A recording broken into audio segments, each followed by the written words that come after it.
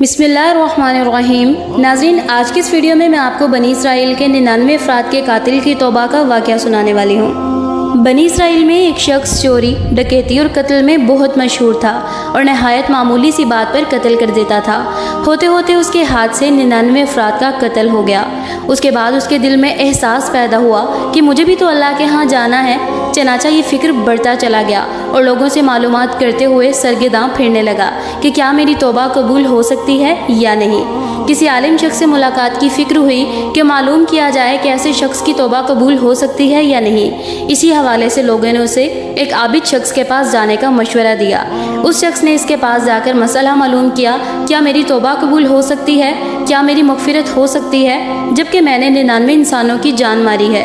तो उस आबिद शख्स को इस मसले के बारे में ज़्यादा मालूम नहीं था। उसने अपनी अकल से कयास आराई की कि जो आदमी 99 इंसानों की जान मार सकता है उसकी मगफिरत भला कैसे होगी। चनाचा उसने कह दिया कि तेरी तौबा कबूल नहीं होगी। तो उस शख्स ने गुस्से और जलाल में आकर उसको भी कत्ल करके 100 का हिस्सा मुकम्मल कर दिया कि जब मेरी तौबा कबूल ही नहीं होनी तो तुझे भी ख़त्म करके 100 पूरे कर देता हूँ। चनाचा उसने 100 का हिस्सा मुकम्मल कर दिया, मगर उसके दिल में फिर भी ये ख्याल था कि मेरी मगफिरत की कोई ना कोई शक्ल ज़रूर मौजूद होगी। इसलिए उसने लोगों से फिर मालूमात का सिलसिला जारी कर दिया कि रुए ज़मीन पर सबसे बड़ा आलिम कौन है, वही मेरे मसले का हल बता सकता है। आखिर लोगों ने उसको बतलाया कि फ़लाँ जगह एक आलिम रहता है, उससे जाकर मालूम करो। चनाचा उसने उस आलिम के पास जाकर अपनी सारी ज़िंदगी की कारगुजारी सुनाई और 100 आदमियों को किस तरह से कत्ल किया था उसने सारा कारनामा सुना दिया।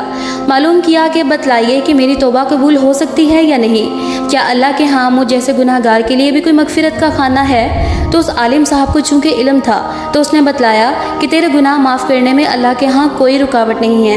अल्लाह की रहमत का समुंदर तो जैसे गुनाहगारों के गुनाहों से भरा पड़ा है। चनाचा इस आलिम साहिब ने इसे मशवरा दिया कि तुम फ़लाँ जगह सफ़र करके जाओ, वहाँ कुछ अल्लाह के बंदे रहते हैं, उनका मशगला सिर्फ अल्लाह की इबादत है। उनके साथ मिलकर अल्लाह की इबादत करो और नादिम होकर अपने गुनाहों की माफ़ी मांगो, इंशाअल्लाह तुम्हारी मगफिरत हो जाएगी।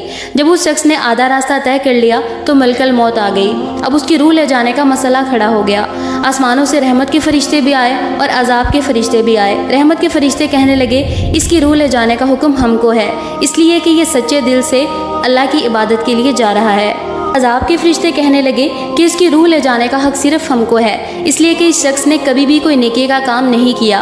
उसी दौरान आसमान से एक फ़रिश्ता आया। बाज़ रवायात में मालूम होता है कि ये आने वाला फ़रिश्ता हज़रत जिब्राईल अलैहिस्सलाम थे।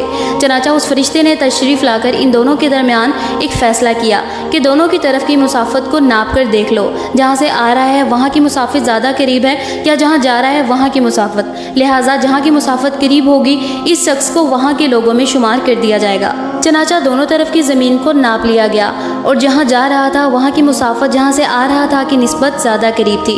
चनाचा रहमत के फरिश्तों को उसको ले जाने का हक हासिल हुआ।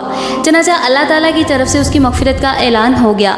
एक रवायत में आता है कि कतादा रज़ी अल्लाह ताला अन्हु फरमाते हैं कि हसन रज़ी अल्लाह ताला अन्हु ने फरमाया कि हमसे ये जिक्र किया गया है कि इस शख्स के पास जब मलकल मौत आई तो वो शख्स सीने के बल इस सरे ज़मीन की तरफ घसीटता चला गया। हदीस कुदसी में आता है कि मैं अपने बंदे के साथ उसके गुमान के मुताबिक होता हूँ और वो जहाँ भी याद करे मैं उसके साथ हूँ।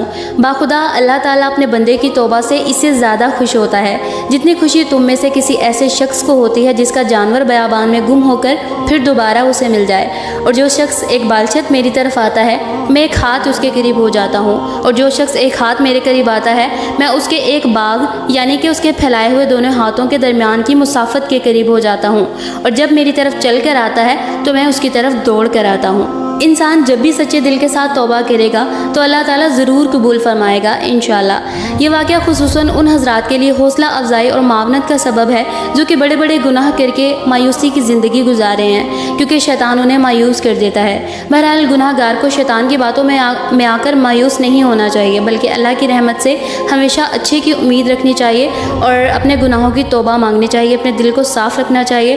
अल्लाह ताला हम सबको इस पर अमल करने की तौफीक अता फ़रमाए, आमीन। मिलते हैं अगली इसी तरह की अच्छी वीडियो में, तब तक के लिए अल्लाह हाफिज़।